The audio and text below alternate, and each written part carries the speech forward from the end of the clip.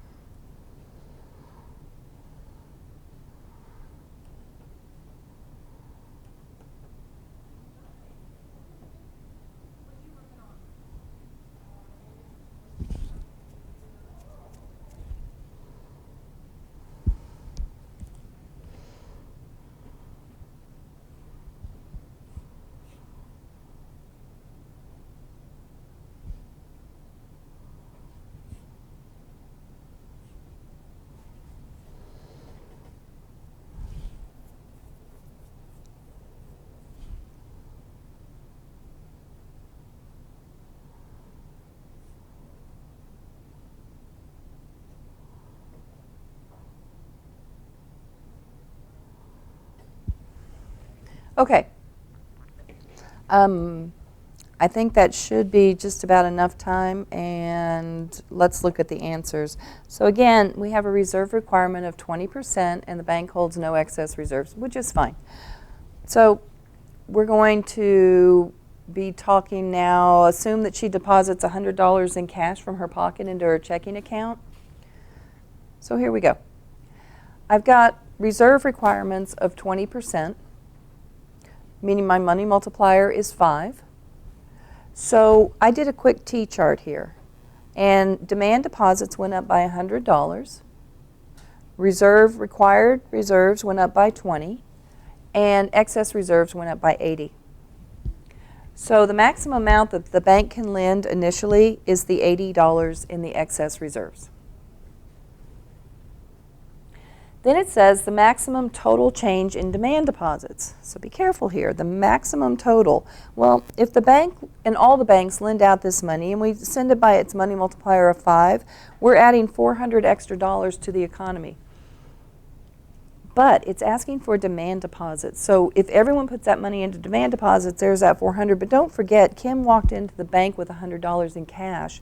So we're actually increasing the demand deposits by $500, not 400, 500. And then if you're saying, well, wait a minute, that's M1, well, it is. And so part III picks that up, and it says the maximum change in the money supply. Well, the maximum change in the money supply is going to be the $400 because, again, her $100 was in the M1 band here. Coin, currency, demand deposit, and she moved from cash to demand deposit. So her $100 going from cash to demand deposit is not changing the money supply. The additional money that can be lent out is changing the money supply. So that gets a little tricky. Just be careful what they're asking. B, assume that the Fed buys $5 million. So right away I'm saying, okay, if they buy, they're putting money in, they're increasing the money supply.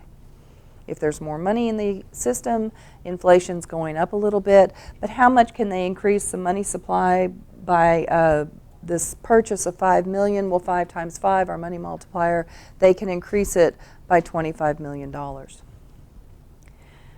Now, if inflation starts going up, your money is buying less. So it used to be, and I'm going to use extreme examples. Let's say it was $1 for a loaf of bread, and now there's so much money in the supply that now it's $2. Well, if you're on a fixed income, that is going to hurt you, and your real wages, in effect, will be falling because it takes you more now to buy the same. So let's think about that in another context. Let's say that you make $50,000 a year. And then, we've kind of touched on this earlier, but let's just keep going here. So inflation that year goes up 5%. That means everything costs 5% more. Well, if you don't get a raise of at least 5%, you're actually falling behind. So if you are on a fixed income or a fixed salary and inflation is going up, what we call your real wages, those are falling because you cannot buy as much as you could before. So in order for you to keep up, your raise would have to be at least the inflation level and then more if you're going to end up making money. And I know that's a little hard to understand at first, but you just have to keep in mind inflation makes everything cost more. Okay, we're going to move to the questions from the 2005 released exam. And again, what I'd like you to do, and I know it's difficult when we're not in the same room, but take just a minute and work the first 4 questions. And let's take 2 minutes for that. And I'll put the answers up in just a minute, and we'll see if we can answer your questions here.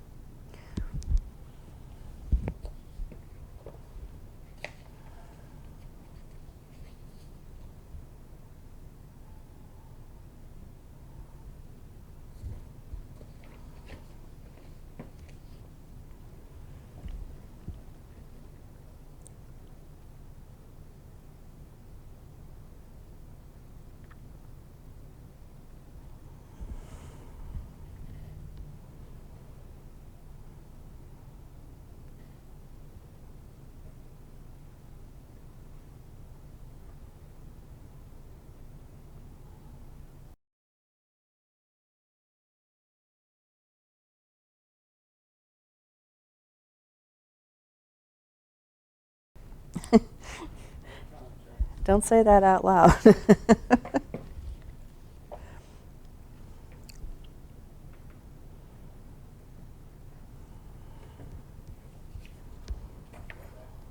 of course.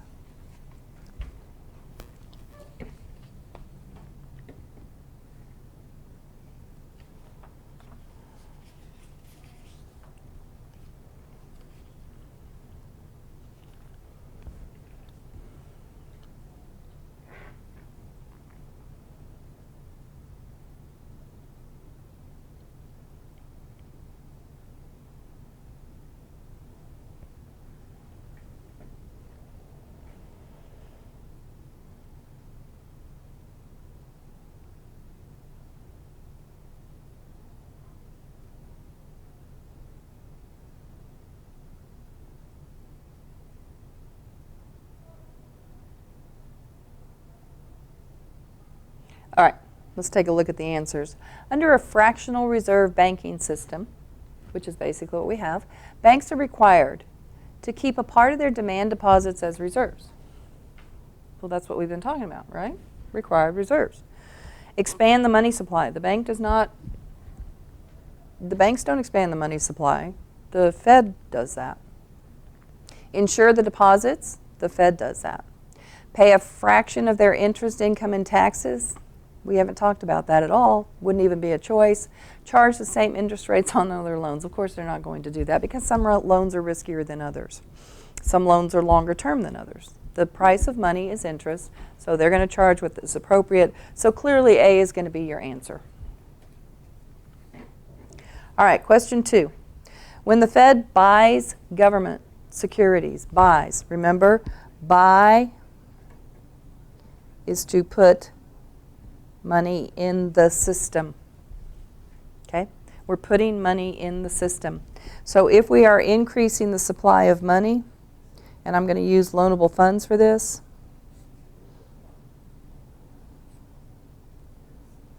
if we are buying and putting money in, what are we doing? We're affecting interest rates. There's more of it. It is cheaper. Interest rates are going down. I don't know what it's going to do to taxes or investment. We have an idea, but the purpose of them buying or selling securities is either to raise interest rates or lower interest rates. And then some of you may have said the money supply, well, you're just confusing buy with sell. If they're selling them, then they're decreasing the money supply. If they're buying them, they're putting money in. Buy is put. Okay, a commercial bank has no excess reserves, and the reserve requirement is 10%. All right, so what is the value of new loans this single bank? What that translates into is immediately can issue if this customer deposits $10,000. So we know our money multiplier is 10, and I'm sure you're thinking 9,000 times 10 would be $90,000. Well, that's the entire banking system. Again, the way this question is worded, they're talking about this single bank turning around tomorrow and lending this money out, and of course the answer is going to be D, $9,000.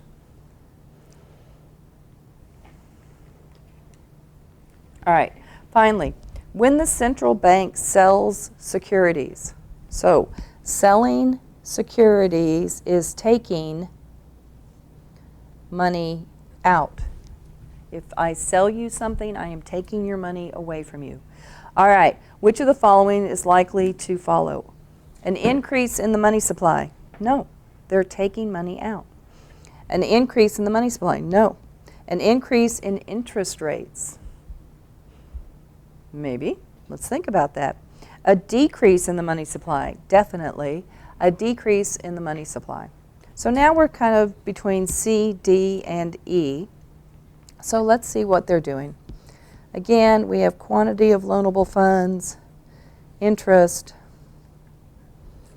demand, and supply. Everything can be answered with a graph.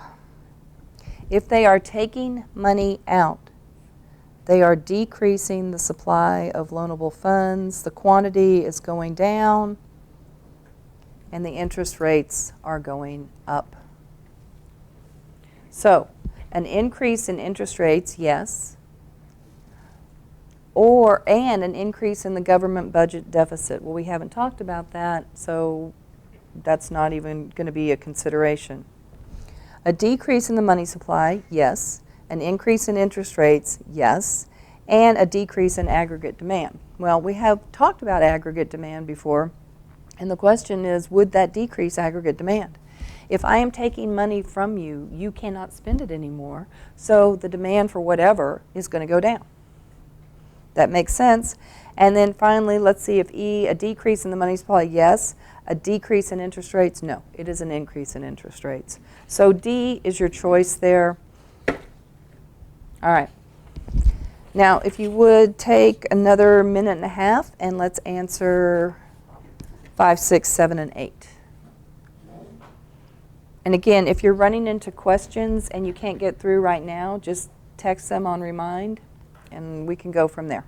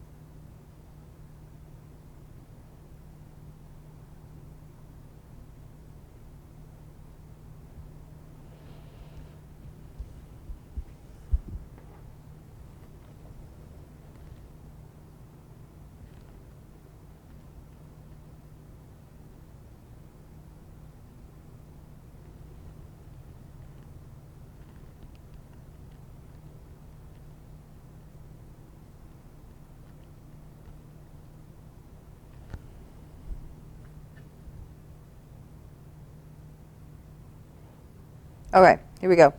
Fed funds rate is the interest rate that the Federal Reserve charges the federal government. Federal Reserve doesn't lend to the federal government. So that's not even a consideration. Banks charge one another for short-term loans. Yep, that's it. Banks charge their best customers? No. That's your prime rate. We haven't talked about that. Equalizes the yield on government bonds and corporate bonds? No. Equal to inflation. The biggest problem here for most students is to recognize that the Fed funds rate is not the rate that the Fed lends money to banks. That's a discount rate. And then what follows from that is the Fed funds rate, and that's when one banker calls another, hey, I need a couple million to get me through the night to make my reserve requirements. So your answer there is B. All right. I can't pronounce this country name. Whatever. They charge 10% interest on all loans. The price level has been increasing at 4% a year, which means inflation is going up by 4% every single year. So if they're charging 10% and the inflation rate is 4, they're making 6% on each loan. That's what they're actually making, their real rate of interest. Okay. Here we go. We've got a commercial bank with the following situation. Their demand deposits are $100,000 and their total reserves are $15,000. Now they have not broken this down for us yet, but the reserve requirement is 12%. Remember, we've been writing required reserves and excess reserves. So if they have demand deposits of $100,000, we're going to go ahead and break down the total reserves. If the reserve requirement is 12%, that means they have to have $12,000 here. So they actually have 15 in total reserves, which means 3,000 must be in excess reserves. That's what they can lend out. They can't lend out the securities. They can sell them and free up the cash, but they can't lend out securities, and the loans are the excess reserves that they've already lent out. All right, and then here we go. If the Federal Reserve institutes a policy to reduce inflation, which means the economy is overheating, things are too expensive. If things are expensive, what do they want to do? They want to take money out. And how are they going to do that? Well, the Fed can't affect your tax rates. That's a fiscal policy. That's by Congress. The Fed cannot invest. That's not something that they can do, and they can't work with government spending. Again, that's a fiscal policy. They can increase your interest rates, though. They can increase interest rates by taking money out of the system, less of it, interest rates go up, things start to slow down. And they cannot affect the GDP. I know that's individuals working. Okay, let's go on to the next page and omit problem 10, and let's do 9, 11, 12, and 13, and we'll take 2 minutes for that.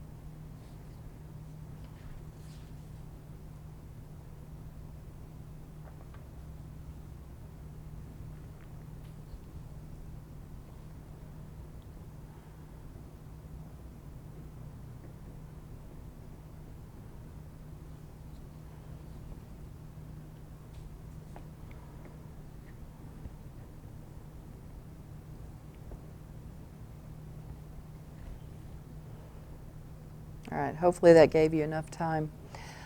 Assume that the reserve requirement is 20%, but banks voluntarily keep excess reserves. Or, excuse me, some excess reserves. So $1 million increase. So if my reserve requirement is 20%, my money multiplier, 20 goes into 100, is 5. All right? So if we have $1 million in new reserves, whether they sold securities or whether it's a demand deposit increase, they would normally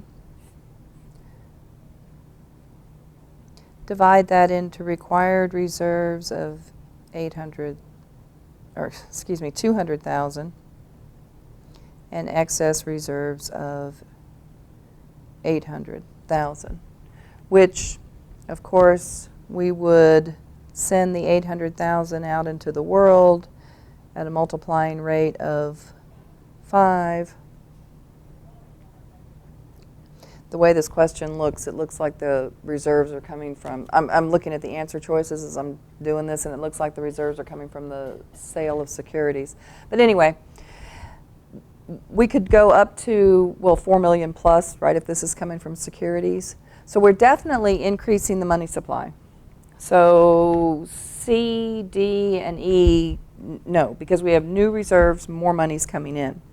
And would it be all $5 million, or would it be less than? Well, if they're holding extra, it's going to be less than. Not too tricky of a question. All right.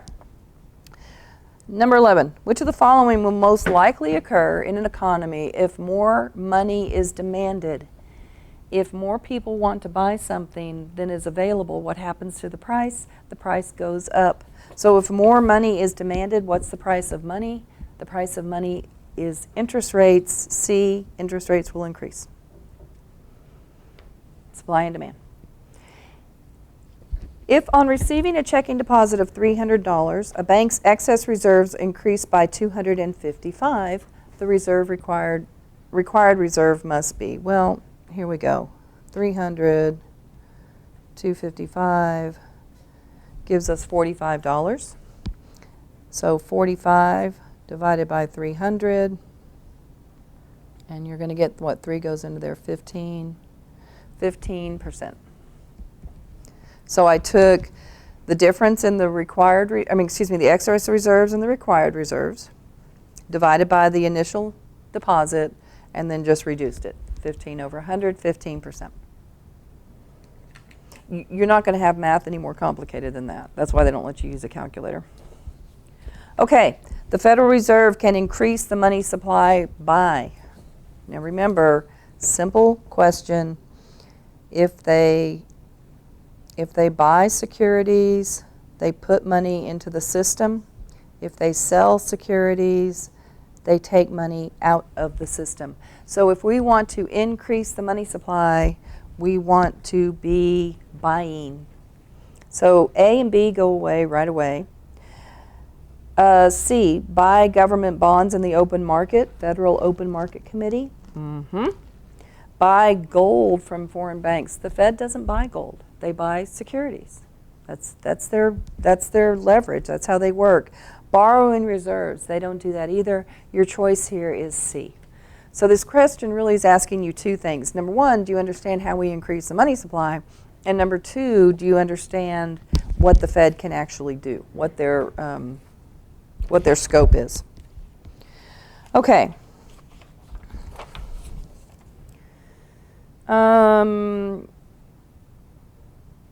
You're going to omit 14 and you're going to omit 16. So 15, 17, and 18. And we'll take a minute and a half for that. 15, 17, and 18. Go ahead and go.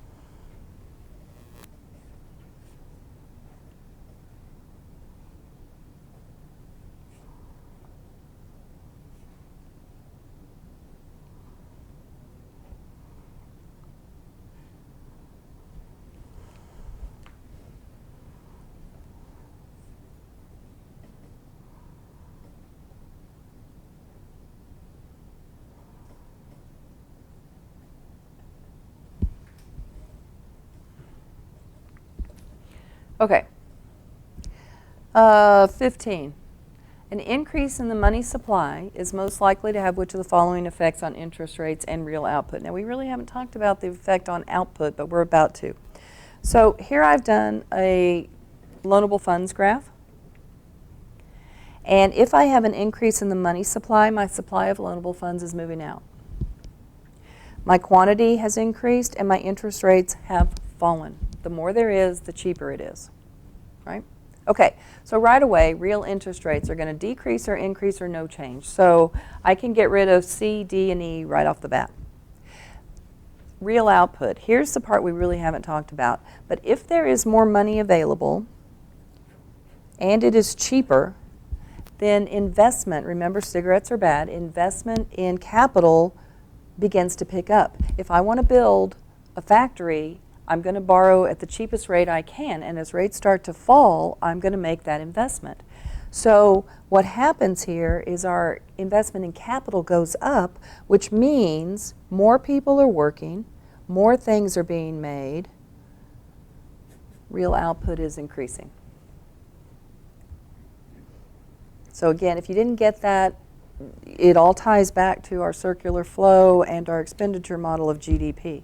The lower interest rates go, the more people invest in capital, the more people go to work, the more products are made. Okay, 17.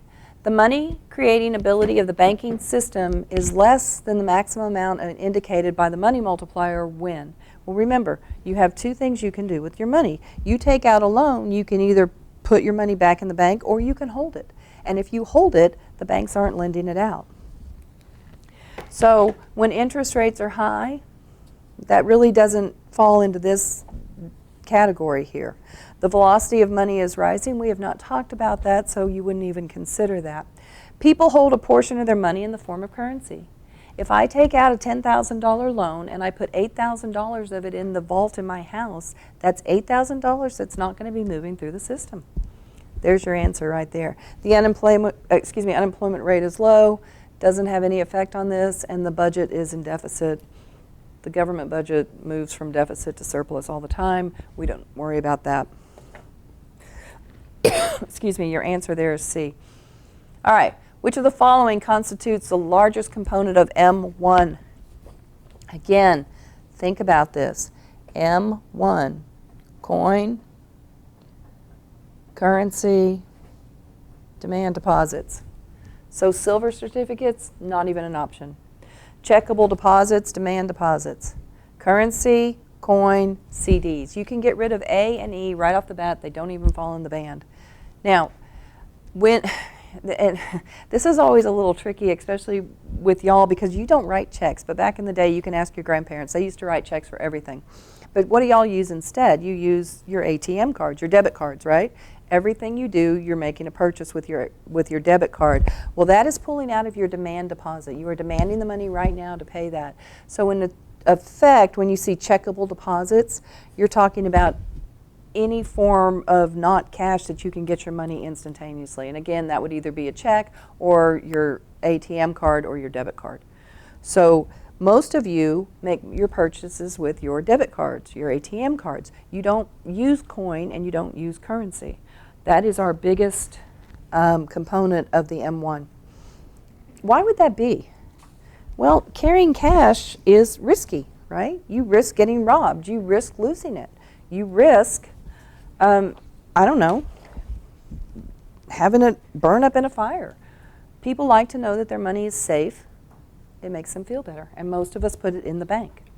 Okay, next page, we're going to do 19, 20, 21, and 23. You'll omit 22. And again, let's take a minute and a half. These aren't terribly challenging. They're either you know it or you don't. So let's take a minute and a half to answer these.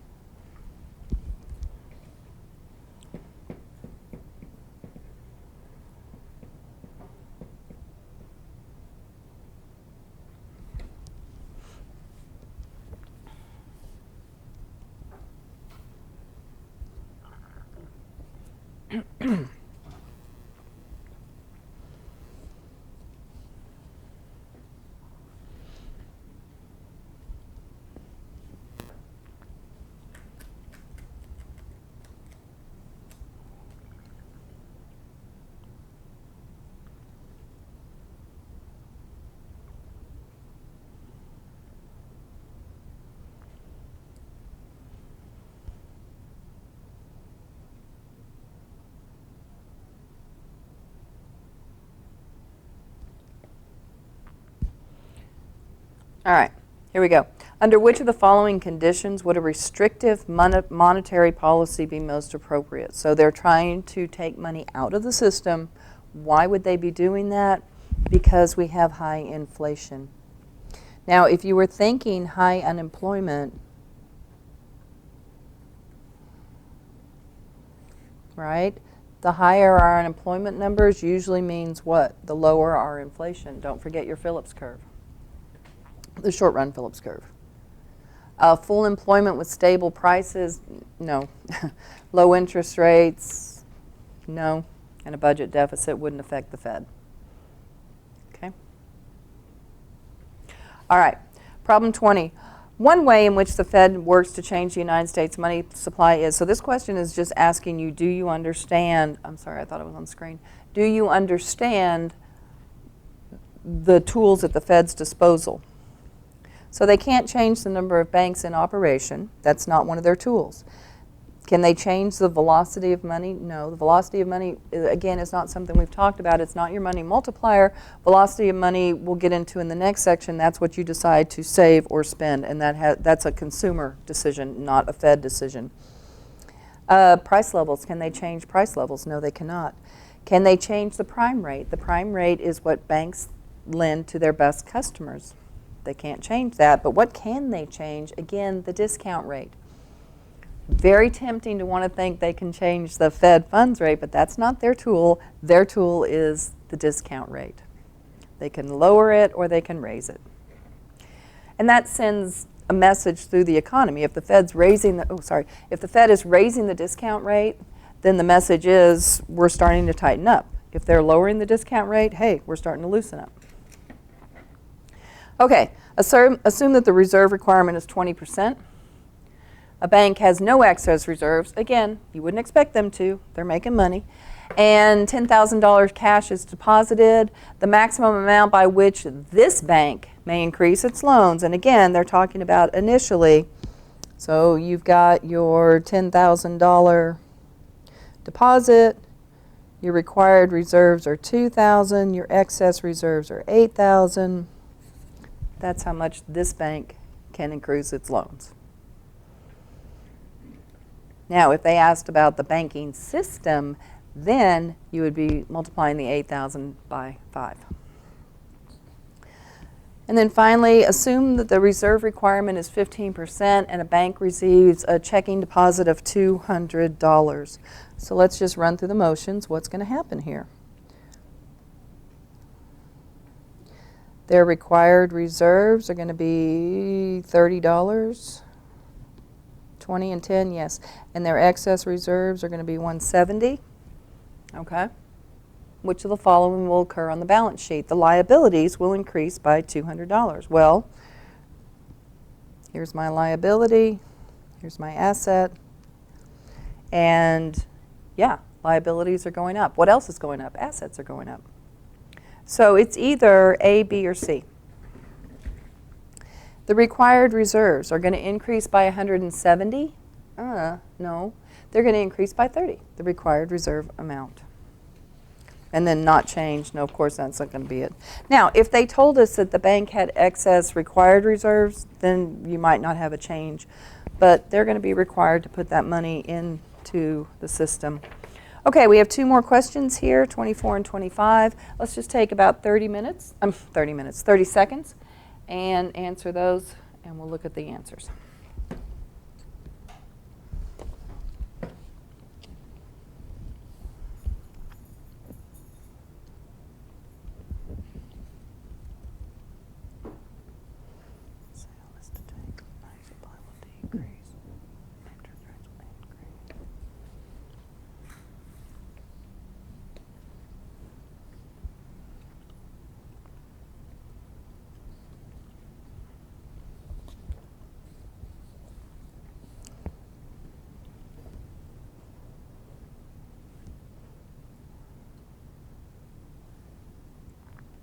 All right. Open market operations refer to which of the following activities? Remember, the Federal Open Market Committee is the Federal Reserve. And what can they do? They can buy and sell securities. So, A, the buying and selling of stocks on the New York Exchange. No, that's not even in their wheelhouse. They can't do that. The loans made by the Fed to member commercial banks. Nope. If the Fed was to loan money to a bank, it would be the discount rate. The buying and selling of securities by the Federal Reserve. Well, there you go. That's it. The government's purchase, the government, when they use the word government on one of these tests, they're talking about Congress. The Fed is not Congress. It's separate. So C is going to be your answer. Now, on 25, you may or may not have gotten the right answer because we have not talked about the value of the dollar. We have not talked about international currencies yet. And we will do that after we come back in May because that is not going to be a tested subject. So I'm trying to get all the tested material in here for those of you wanting to take the AP test. So an open market sale, a sale of bonds does what? Takes money out of our system, right? So right away, let's look at the money supply. It's going to increase or it's going to decrease. Well, A and B, no, the money supply is not going to increase. It's going to decrease. If there's less money, what happens to the price of it? It becomes more expensive. So interest rates are going to rise because it is more expensive. So now we've got decrease, decrease, decrease, increase. It's either D or E. So if you chose either one of those, that's fine. You don't understand yet how this is going to affect the value of the dollar, but actually what it's going to do is make the dollar more valuable. And when we do get into foreign currencies, you'll be able to see how that applies. All right, let's see how much time we have left. Okay, we have about 4 minutes left, so I think what I'm going to do is, hold on. You have your reviews, and what I'll do is post the answers to you. We're going to end just a couple minutes early, if that's okay. I'll post the answer to the review. You have your review. It looks like this. Yes, yes, yes, yes, yes. Okay, I'll post the key this afternoon, and you can check your review. And then I will put the exam online also this week, and you can work on that. And then I'll put the key to that online too. And next time we meet, which will be Monday, we'll start talking about, it'll be notes for the next couple of days as we start talking about the Fed and the graph of money. We haven't graphed the money supply, we've graphed the loanable funds. So there's a little bit of a difference, but really not much. They move almost in tandem with each other. Okay, you guys have a great day. Stay safe, and we'll see you next week.